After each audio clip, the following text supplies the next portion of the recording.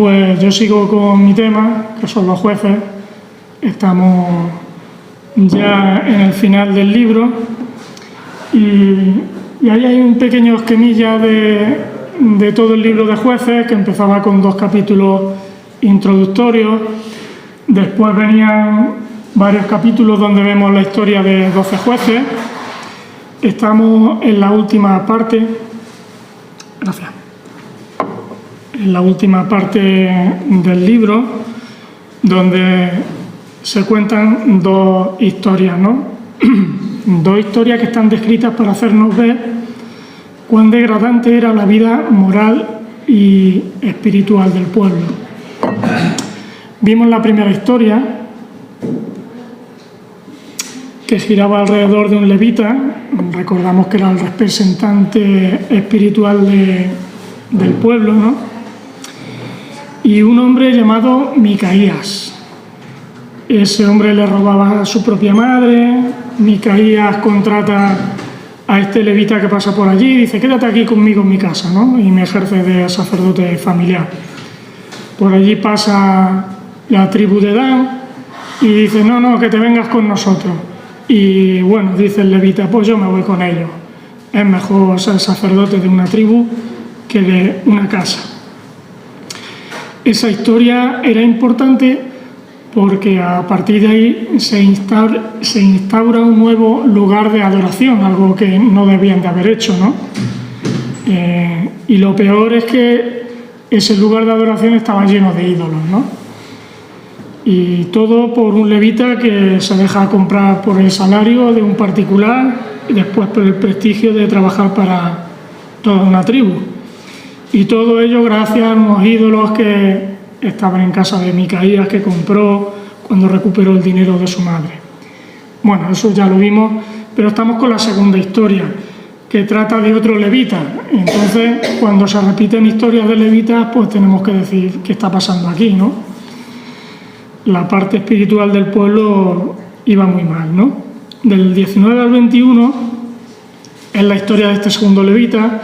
Recordemos que tenía una concubina, una especie de segunda esposa. Esa concubina le es infiel y se va a su casa.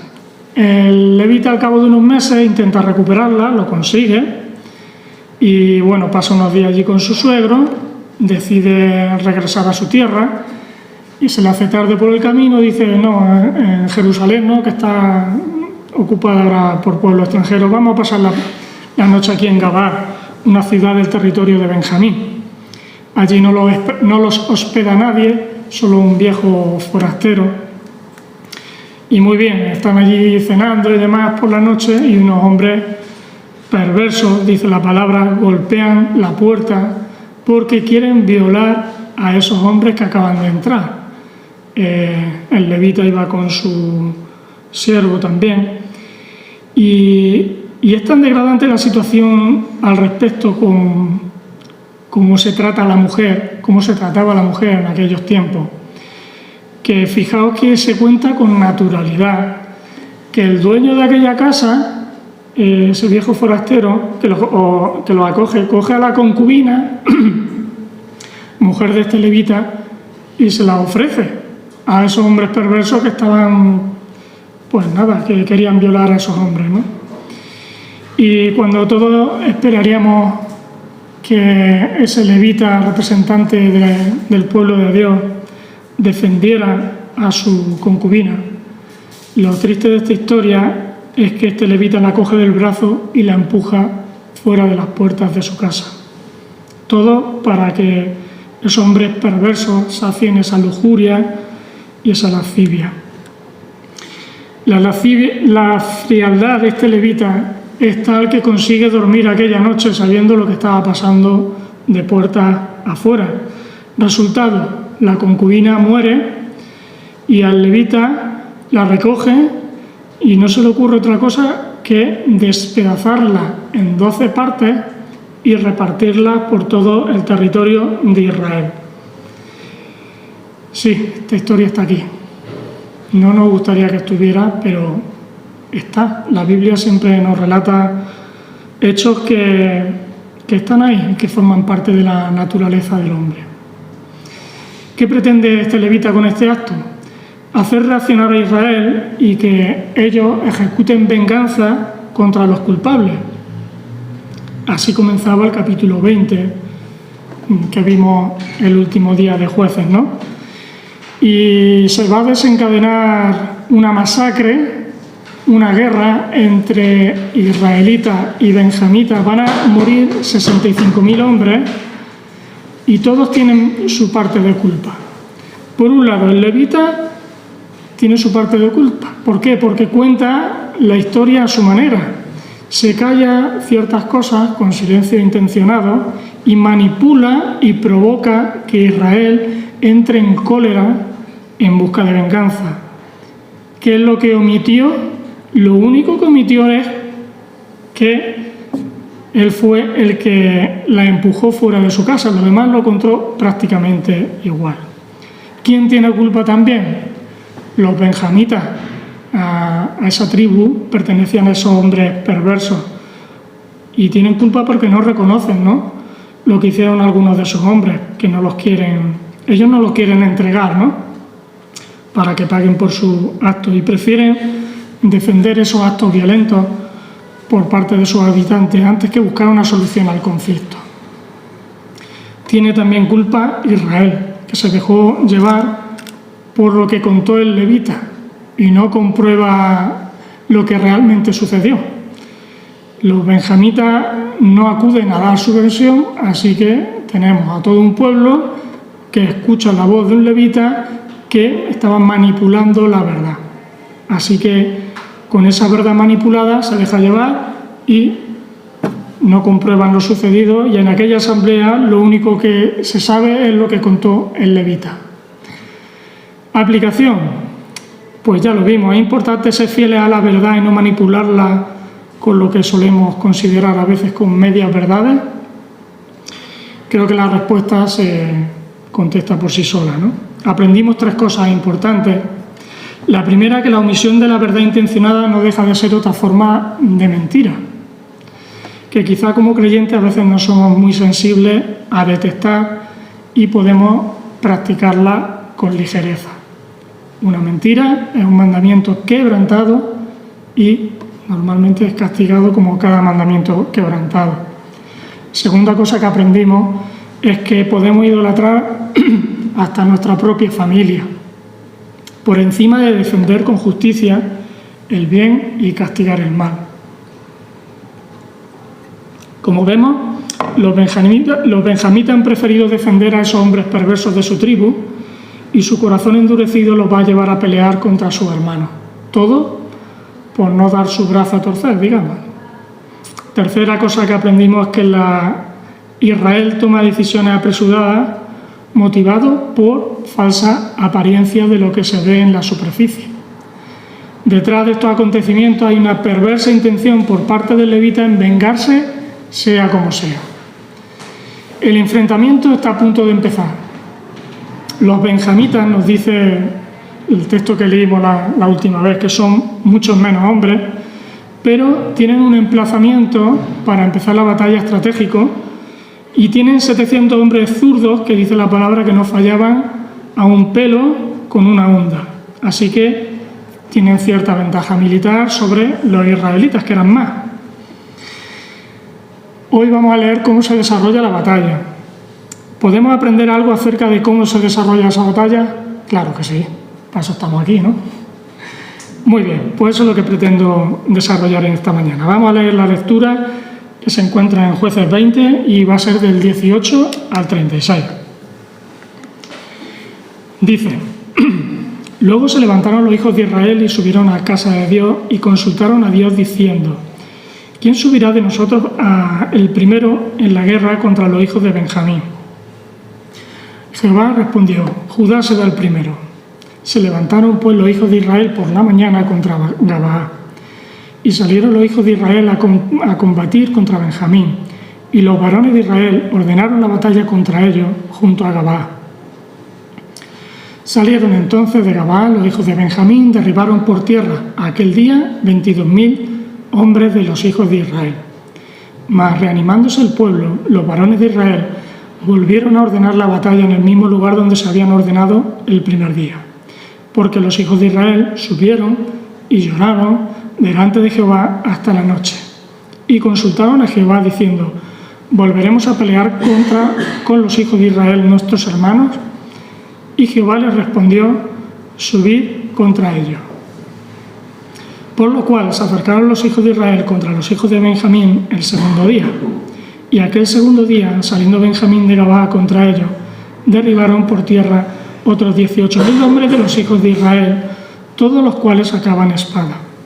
Entonces subieron todos los hijos de Israel y todo el pueblo, y vinieron a casa de Dios, y lloraron, y se sentaron allí en presencia de Jehová, y ayunaron aquel día hasta la noche, y ofrecieron holocaustos y ofrendas de paz delante de Jehová. Y los hijos de Israel preguntaron a Jehová, pues el arca del pacto de Dios estaba allí en aquellos días, y Finés, hijo de Eleazar, hijo de Aarón, ministraba delante de ella en aquellos días.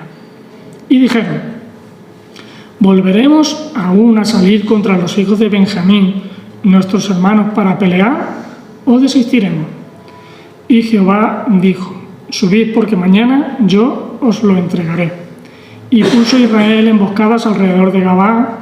Subiendo entonces los hijos de Israel contra los hijos de Benjamín el tercer día, ordenaron la batalla delante de Gabaa como las otras veces, y salieron los hijos de Benjamín al encuentro del pueblo y alejándose de la ciudad. Y comenzaron a herir a algunos del pueblo, matándolos como otras veces por los caminos, unos de los cuales sube a Betel y el otro a Gabaa en el campo. Y mataron unos 30.000 hombres de Israel. Y los hijos de Benjamín decían: vencidos son delante de nosotros como antes. Mas los hijos de Israel decían: huiremos y nos alejaremos de la ciudad hasta los caminos. Entonces se levantaron todos los de Israel de su lugar y se pusieron en orden en batalla en Baal Tamar. Y también las emboscadas de Israel salieron de su lugar de la pradera de Gabaa. Y vinieron contra Gabaa 10.000 hombres escogidos de todo Israel, y la batalla arreciaba, mas ellos no sabían que ya el desastre se acercaba a ellos. Y derrotó Jehová a Benjamín delante de Israel, y mataron los hijos de Israel aquel día 25.100 hombres de Benjamín, todos los cuales sacaban espada. Y vieron los hijos de Benjamín que eran derrotados, y los hijos de Israel cedieron campo a Benjamín, puesto que estaban confiados en las emboscadas que habían puesto detrás de Gabaa. En la mañana de hoy vamos a apuntar a una sola dirección y nos vamos a fijar en las 3 preguntas que los israelitas le están haciendo a Dios. ¿Para qué? Para poder contestar las siguientes cuestiones. Primera, ¿cuál es la manera correcta en la que debemos relacionarnos con Dios? ¿Por qué Dios contesta las 3 veces de forma aparentemente igual, pero con matices distintos? Y la última, ¿por qué solo la última vez contesta y actúa dándole la petición que quieren los propios israelitas? Son 3 intentos en los que Israel comienzan a pelear contra los benjamitas. Los 2 primeros hemos visto que van a fracasar y únicamente obtendrán una respuesta y una acción de Dios cuando se den una serie de requisitos. Lo vamos a ver al final. Y nuestro texto comienza en versículo 18 con una pregunta que nos debería recordar algo. Dice: ¿quién subirá de nosotros el primero en la guerra contra los hijos de Benjamín? Y dice Dios a continuación: Judá será el primero. ¿Dónde se repiten estas mismas palabras? Pues si no tuvierais la chuleta de la diapositiva, a lo mejor no lo sabríais porque es difícil, ¿no? Pero sí que la encontramos exactamente casi igual en capítulo 1, los 2 primeros versículos. Dicen esos 2 primeros versículos: aconteció después de la muerte de Josué, y así comienza nuestro libro de Jueces, que los hijos de Israel consultaron a Jehová diciendo: ¿quién de nosotros subirá primero a pelear contra los cananeos? Un versículo después, Dios dice: Judá subirá. He aquí yo he entregado la tierra en sus manos. Como veis, son casi la misma frase en la pregunta, está cambiando el enemigo, y casi la misma frase es la respuesta. Y como bien nos dice la regla de la hermenéutica, toda repetición, todo paralelismo suele indicar un propósito, ¿no? En este caso concreto creo que tenemos que hacer un contraste entre ambos textos, porque el narrador parece como diciendo, echa la mirada atrás, ¿no? He escrito exactamente lo mismo, echa la mirada atrás al capítulo 1 porque son situaciones muy semejantes, ¿no? En capítulo 1 se nos resumía lo que debían de hacer cada una de las tribus al entrar a la tierra de los cananeos. Ellos debían pelear contra esos pueblos enemigos, debían expulsarlos y lo lograron en parte. Pero las diferentes tribus de Israel obedecen a su manera y no expulsan a todos los pueblos cananeos del territorio. Lo peor de todo es que se acostumbraron a vivir entre ellos, ¿no? Dios ya les advirtió de que esa obediencia parcial iba a tener consecuencias negativas. Y creo que el narrador del libro nos está llevando a conectar ambos pasajes para que concluyamos que si en capítulo 1 aquello no empezó bien y acabó mal, esto en capítulo 20, si comienza de manera semejante, pues va a acabar exactamente igual, no va a acabar bien, ¿no? Y creo que lo que nos debería llamar la atención y que resulta paradójico es que en capítulo 1 Israel consulta a Dios para luchar contra sus enemigos y capítulo 20 es exactamente igual, pero para luchar contra sus propios hermanos. Y uno tiene que decir, pero bueno, si ahora están unidos contra ellos mismos, antes contra los enemigos y ahora contra ellos mismos. Por cierto, ya llevábamos, y lo menciono, varios capítulos en los que el narrador de Jueces no estaba mencionando para nada a Dios. Desde que dejamos a Sansón, allí en capítulo 18, ya vamos por el 20, y la palabra y el personaje o la palabra Dios ahí no aparece por ningún lado. Y vemos cómo el pueblo ahora está consultando a Dios. Una consulta que es curiosa, ¿no? No es sobre si deben ir a pelear o no, sino que una vez que tomaron la decisión de ir a pelear es cuando consultan a Dios y le dicen, ¿quién será el primero en ir? ¿Nos suena esto de algo?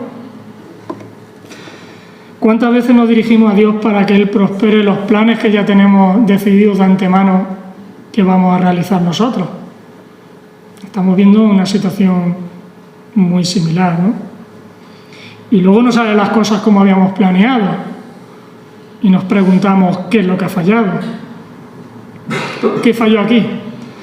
Aquí había manipulación encubierta, deseo de dar rienda a sentimientos vengativos, corazones endurecidos que no estaban priorizando la justicia y el bien. Eso es lo que había en los levitas, en el levita, en los israelitas y en los benjamitas. Su deseo en la toma de decisiones de cada uno de ellos era dar rienda suelta a sus emociones. Y Dios permite que vayan. Lo podía haber prohibido, ¿no? Prohibido o no permitido. Dios es Dios imposible y puede hacer lo que quiera, ¿no?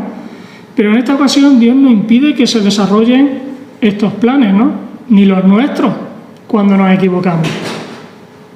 Tenemos libertad, ¿no? Él puede dejar que se ejecuten esos planes, aunque haya intenciones malignas, como la de manipular una situación o cosas semejantes, ¿no? Y en este caso ocurre así. Pero lo que no podemos asegurar es que Dios vaya a parar las consecuencias de nuestros actos, ¿no? Y esto me hacía pensar a mí en la soberanía de Dios, ¿no? Hay una palabra que es inescrutable, como no podemos abarcarla, no podemos desmenuzarla, explicarla. Dios tiene también sus planes permitiendo esta masacre, lo vamos a ver, ¿no? Y tiene sus planes cuando permite que nosotros también hagamos nuestra voluntad en lugar de buscar y hacer la suya. Así que en esta mañana intentar explicar la soberanía de Dios con respecto a sus planes, las consecuencias de nuestros actos, y que encima de todo eso, como estamos viendo en Romanos, todo actúe para bien, para aquellos que le aman. Intentar conjugar esas tres cosas, yo no puedo, y no lo voy a explicar, ¿no? Me resulta casi imposible. Por eso no quiero apuntar ahí en esta mañana, ¿no? Lo que sí debemos de preguntarnos y reflexionar es acerca de nuestras motivaciones ocultas por las que hacemos lo que hacemos. Creo que esa es nuestra parte, ¿no? Porque Dios hace la suya y en mostrarnos su voluntad cada vez que se lo pidamos. Normalmente Dios responde con un sí, con un no o con una espera, ¿no? Así muy resumido esas tres opciones. Pero nos corresponde a nosotros estar atentos a sus respuestas, ¿no? ¿Cómo nos habla Dios? Pues ya lo sabemos, ¿no? Lo hemos dicho muchas veces. Dios nos puede hablar a través de instrucciones claras en su palabra. Puede usar también nuestra conciencia, cuando está alimentada bien por su palabra e inspirada por su espíritu. También puede usar las circunstancias a nuestro alrededor. Nos puede hablar también a través de otros hermanos o incluso a través de la propia Iglesia, ¿no? Pero aún teniendo la revelación de Dios, principalmente por estos 5 medios, nosotros podemos orar buscando su voluntad y actuar en contra de su voz, escuchando nuestra voz y haciendo nuestra voluntad en lugar de escuchar y buscar la suya, ¿no? Y esto nos debe llegar a preguntarnos de nuevo si a veces somos tan cínicos de que podamos ir a Dios con nuestros planes, pues para que Él los bendiga, sabiendo de antemano que podemos estar pidiendo cosas a Dios que son contrarias a su voluntad, ¿no? Y peor aún si están específicamente prohibidas en su palabra. ¿Vamos a tener la aprobación de Dios? Pues no, ¿no? Y todo esto es muy sutil, ¿no? Porque son cosas que pienso que giran alrededor del interior de la persona, ¿no? Del corazón. Es muy difícil que los demás perciban lo que hay en nuestro interior.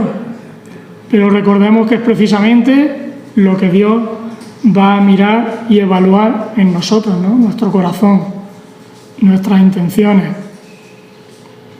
¿Habrá alguno de estos ingredientes maliciosos en nuestros fracasos porque nos hemos dirigido a Dios con nuestros planes, con intereses ocultos, ya sea para intentar manipular a Dios, a otras personas, a otros hermanos, y todo ello impregnado de orgullo, de venganza? Qué complicados somos, ¿no? O tal vez, como nos dirá Santiago, no obtenemos lo que pedimos porque pedimos mal para gastar en nuestros deleites, ¿no? Para mí. Como siempre, creo que el reto y la aplicación es personal, ¿no? Decía Spurgeon que debemos observarnos a nosotros mismos más que a cualquier otro, porque nuestro peor enemigo no es el otro, sino nosotros mismos. Me gustaba mucho esta frase, ¿no? Porque creo que si sales de aquí con este reto de autoexaminar tus propias intenciones, aquello que deseas que ocurra en tu vida, habrás sacado, creo yo, provecho a la enseñanza de esta mañana, ¿no? Y creo que Pablo nos da unas pautas muy acertadas acerca de cómo debemos saber si estamos en sintonía con la voluntad de Dios con respecto a aquello que le pedimos en nuestras oraciones. Muy sencillo. Colosenses 3:23, todo lo que hagáis, hacedlo de corazón, como para el Señor, y no para los hombres. Ahí está la meta de Pablo, ¿no? El pensar en que cada cosa que pueda hacer, lo pueda hacer para el Señor, no para él mismo, ¿no? Creo que el hacer todo para la gloria de Dios garantiza la respuesta de Dios. Esa respuesta de Dios está en sintonía adecuada con respecto a cómo vamos a tomarnos también esa respuesta por parte de Dios nosotros, ¿no? Así que ahí tenemos ya una primera enseñanza. Pasa un día, solo un día. Israel dispone de 400.000 hombres y van hacia esa segunda batalla. Benjamín solo tiene 25.000. La batalla comienza y nadie consulta al Señor en cómo debían de hacerla. Los benjamitas, gracias a su estratégico emplazamiento, van a derrotar a 22.000 hombres de Israel, ¿no? Aunque ellos eran muchos menos. Israel recobra el ánimo y vuelve a ordenar la batalla en versículo 22, porque ya habían llorado delante de Jehová hasta la noche. Volvieron a consultar a Jehová diciendo: ¿volveremos a pelear con los hijos de Benjamín, nuestros hermanos?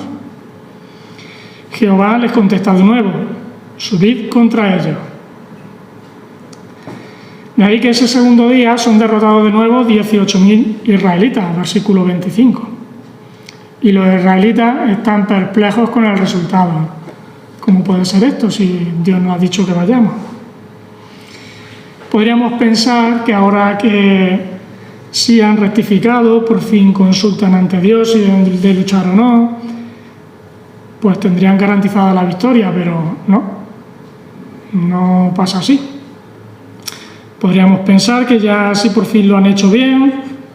¿Cómo lo han hecho bien? Han llorado delante de Jehová. Pero también nos dice el versículo 23 que no es así, ¿no? Que no tendrían la victoria. Porque ese lloro del versículo 23 es hasta la noche. Un tiempo limitado. En realidad no había habido un cambio significativo entre esa primera consulta y esta segunda, ¿no? Aparentemente Dios ha aprobado la guerra, pero no les va a dar ninguna victoria sin que antes tengan que aprender algo importante, ¿no? Algo esencial. Y la consulta que los israelitas hacen en el versículo 23 de si deben pelear o no contra los benjamitas, en el fondo no admite un no como respuesta. Es como si Dios estuviera diciendo: y si de todas maneras ya tenéis decidido ir a pelear, pues ir, ¿no? Los sentimientos vengativos están nublando unas posibles respuestas distintas de parte de Dios. Aunque preguntaron a Dios, siguen confiando en su fuerza, en su numeroso ejército o incluso en la bondad de su causa. Pero no estaban confiando en Dios, que era lo que Dios realmente quería de ellos, ¿no? La lección que se desprende aquí también es doble y no vamos a entrar mucho en ella, ¿no? Por un lado, en momentos en los que nos gobiernan los sentimientos, con frecuencia no tomamos decisiones acertadas, ¿no? Y no tengo que convencer porque seguro que ya habéis todos hemos metido la pata, ¿no? En ese sentido. No es el mejor momento. Aquí tenemos un ejemplo más. En segundo lugar, Dios nos quiere totalmente dependientes de Él, en lugar de depender de nosotros mismos, de lo que vemos, de lo que disponemos, de lo que podemos manejar y controlar. Lo mismo que Israel tiene aquí un ejército. ¿Y dónde van estos? Si son 4 gatos, nosotros somos muchos más. Eso es lo que había en el interior, ¿no? Y Dios dice: por muy obvio que tú te creas que va a ser la victoria, te la tengo que dar yo, ¿no? Son 2 lecciones importantes, ¿no? Esto también era el plan de Dios para disciplinar a la nación. Todos estaban haciendo lo malo y las consecuencias tarde o temprano pues llegan. Y eso nos enseña también a nosotros acerca de nuestros llantos, ¿no? A veces nos arrepentimos de forma superficial o temporal y volvemos tarde o temprano, o más temprano que tarde, a realizar las mismas cosas que antes de que acudiéramos a Dios en busca de su ayuda. Me gustaba también una frase de Jonathan Edwards. Dice: necesitamos arrepentirnos muchas veces de nuestro arrepentimiento, que suele ser con frecuencia muy superficial. Yo lo he experimentado, no sé si tú eres de carne y hueso, muy probablemente también, ¿no? El verdadero arrepentimiento tiene que ver con un reconocimiento sincero de nuestra culpa ante Dios y una intención de apartarse del pecado. Y aquí no vemos a nadie haciendo eso. Siguen con sus pensamientos vengativos. Si Dios no responde ante este arrepentimiento tan superficial y poco duradero, es porque los está llevando a un lugar de donde tienen que despertar, ¿no? Deben de preguntarse aún muchas más cosas. Es por eso que hay una tercera batalla y hay una tercera consulta a Dios, ¿no? Esos versículos del 26 al 48. Y esta vez es diferente. La tercera vez iban a obtener lo que realmente estaban pidiendo, ¿no? La victoria sobre los benjamitas. Y es por eso que tenemos que fijarnos en el cambio. Aquí hay un cambio y ahí es donde creo que debemos de poner nuestra vista. Ahora dice el texto que lloran. Ya habían llorado antes. Ahora ayunan. Ahora ofrecen sacrificios en su presencia. Y en último lugar, preguntan a Dios. Los hijos de Israel después fueron a consultar al Señor en Silo, ante el arca del pacto, y dice que Finés era el sumo sacerdote y presentó holocausto y ofrendas de paz.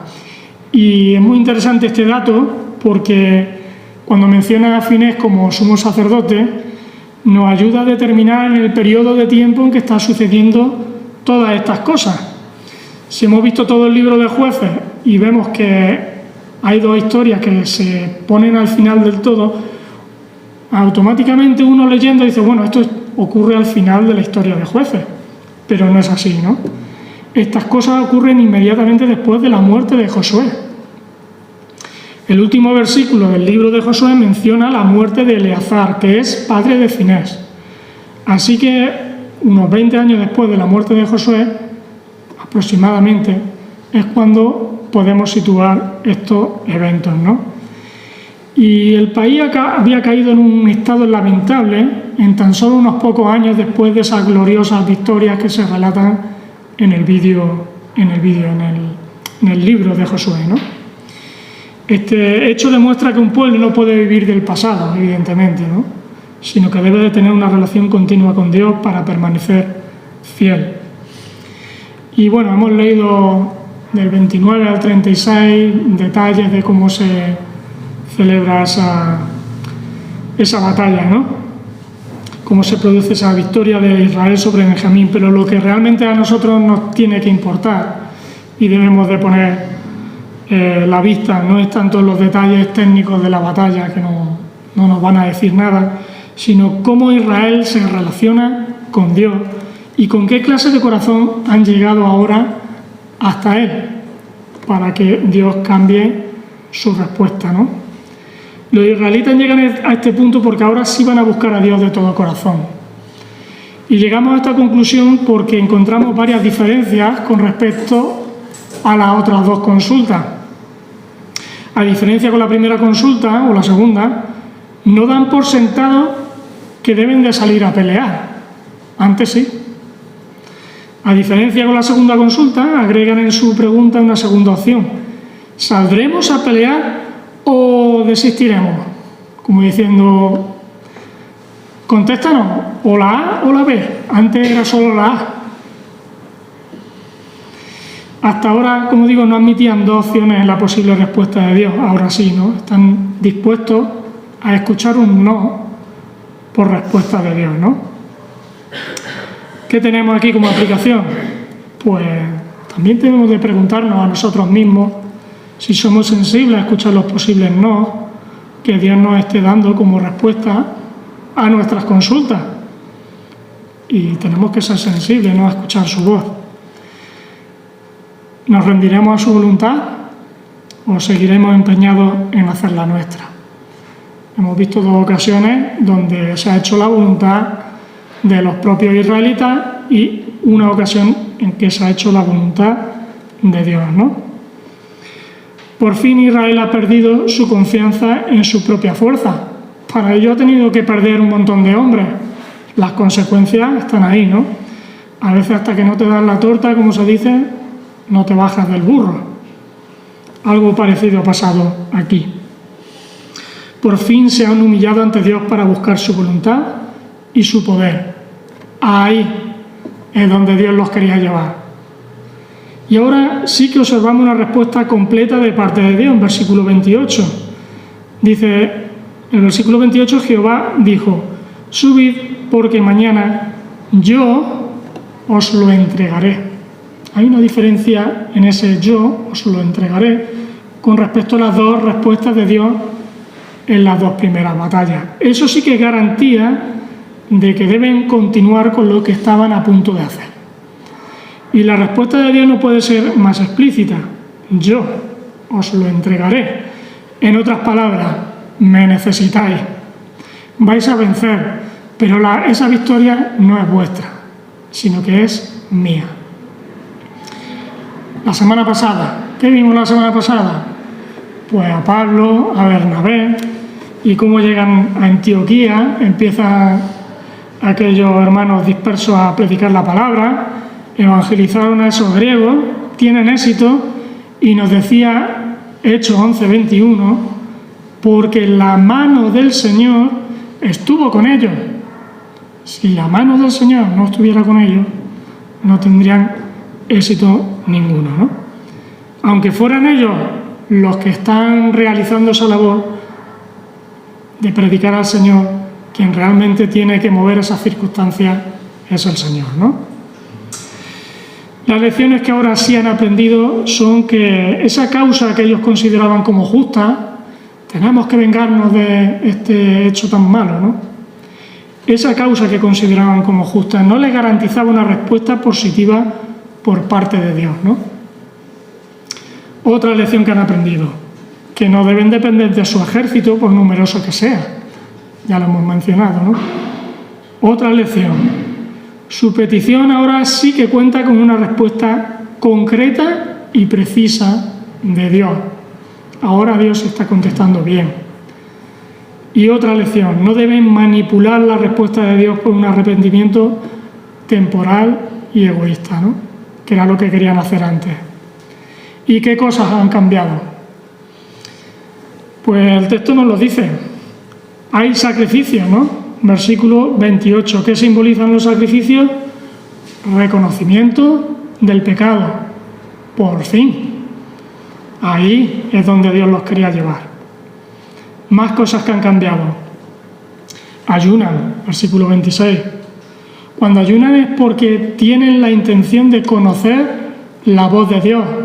Hay un momento en lo que ellos se intentan concentrar e intensificar su esfuerzo por escuchar la voz de Dios, ¿no? Con el ayuno. Otra cosa más.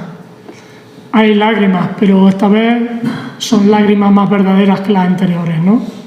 Porque están reflejando su propia incapacidad y dependencia de Dios, ¿no? Y una cuarta cosa que ha cambiado. Dice el texto también que hay ofrendas de paz para la propia gloria de Dios. Y esa ofrenda era una especie de banquete de comunión con Jehová. Es decir, da a entender que se vuelcan en volver a estar en armonía con Dios. Y la comunión con Dios está siendo restaurada. Así que con estos requisitos en el corazón de los israelitas, Dios responde. Y si pudiéramos resumirlo en una sola palabra, esa palabra sería humildad. Básicamente es lo que han aprendido. Tenemos un versículo precioso en 2 de Crónicas 7:14 que conocemos, ¿no?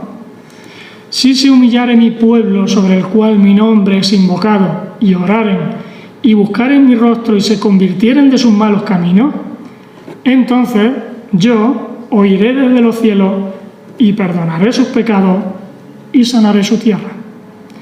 Dios pone una condición: si mi pueblo se humillare, y se apartaren de sus malos caminos. A veces hay cosas en nuestra vida que nos estorban. Hay hábitos que nos dificultan nuestra relación con Dios, ¿no? Hay actitudes en nuestra vida que a veces tienen que ser cambiadas y se dan con demasiada frecuencia, ¿no? Autosuficiencia. ¿Cuántas veces vamos nosotros sin darnos cuenta con esa autosuficiencia delante de Dios, ¿no? Hacer las cosas a mi manera y en mis propias fuerzas. Y este texto me ha enseñado muchas cosas, ¿no? Y hay formas incorrectas de acercarse a Dios, ¿no? Aquí se nos describen dos de ellas y también se nos describe, afortunadamente, una forma correcta en la que podemos acercarnos a Dios y buscar su favor. Y la humildad es la que nos pone en la posición adecuada para ser escuchados. En esa posición podremos estar en condiciones de no ser gobernados por nuestros sentimientos interiores. En este caso había venganza, puede haber orgullo, egoísmo, etc., ¿no? Pon lo que tú quieras ahí. Esos sentimientos únicamente los corta la humildad. Pero desgraciadamente que vemos que desde Caín y Abel, desde los primeros días, no nos libramos de esto, ¿no? Hay sentimientos que gobiernan nuestras vidas y se nos hace difícil el deshacernos de ellos. Pero afortunadamente es posible, ¿no? Tenemos al Dios de los imposibles que puede operar y actuar en nosotros, puede transformar y ablandar nuestro duro corazón. Qué bien, ¿no? Que lo hayamos experimentado. Y para hacerlo posible, el mismo Hijo de Dios tuvo que venir a la tierra, ¿no? Vivir de esa forma humilde, dándonos ejemplo.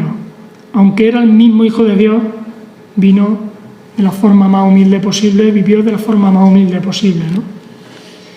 ¿Para qué? Para poder entregarse como sacrificio perfecto y sin mancha ante Dios Padre. ¿Para qué? Para que ni tú ni yo pues tuviéramos que pagar el precio que exige el pecado, ¿no? Y para ello pues tienes que reconocer con humildad quién eres. Tienes que verte en el espejo. Tienes que verte conforme tú eres, ¿no? Eres una criatura creada a imagen de Dios, pero alejada del Señor. Y lo que te mantiene alejada es el pecado, ¿no? Por eso cuando lo reconoces, el Espíritu trabaja en tu vida, te convence de ese pecado que necesita ser perdonado, y cuando te das cuenta, al igual que los israelitas, lloras, pides perdón y tu vida vuelve a estar en armonía con tu Creador, ¿no? Esa es la obra que Dios quiere hacer en nosotros a través de su Espíritu y gracias al sacrificio de su Hijo Jesucristo en nuestro lugar. Amén. Qué contraste, ¿no?, entre Jesús y nosotros. Él nos dejó un ejemplo perfecto, aun siendo Dios, hombre, supo ponerse bajo la voluntad del Padre. Y nosotros, en cuántas ocasiones hemos hecho nuestra voluntad por encima de la suya. Pues que Dios nos ayude a desechar esa confianza en nuestros propios planes, planes que a veces son torcidos, egoístas, perversos, etc. Que Dios nos ayude a buscar cuál es su voluntad. Que Dios nos ayude a obedecer su voluntad por encima de la nuestra, que nos ayude a confiar en Él, sobre todo que nos ayude a humillarnos ante Él, que podamos hacerlo y que así sea. Amén.